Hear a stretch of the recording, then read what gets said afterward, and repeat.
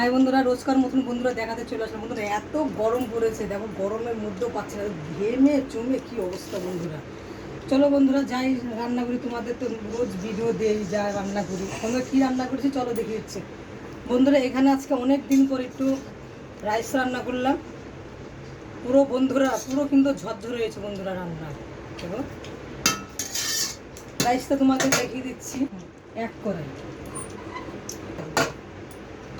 এত বড় করে, তোমরা তো দেখতেই পাচ্ছ, কেন আমার লোকজন আছে খাবে সবাই, তাই এত বড় কড়াইতে করেছি। তারপর বন্ধুরা দেখিয়ে দিচ্ছি মটন কষা, পুরো লাল লাল করেছি বন্ধুরা মটন কষা।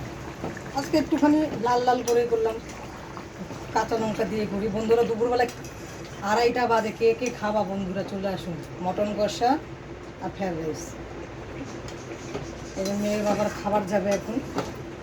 সব কড়াইতে বন্ধুরা দেখিয়ে দিচ্ছি। আজকে ধরো ভাত করিনি, গরম গরম ভাত দেখেন, গরম গরম গরম ফ্রাইড রাইসে দেখিয়ে দিচ্ছি বন্ধুরা।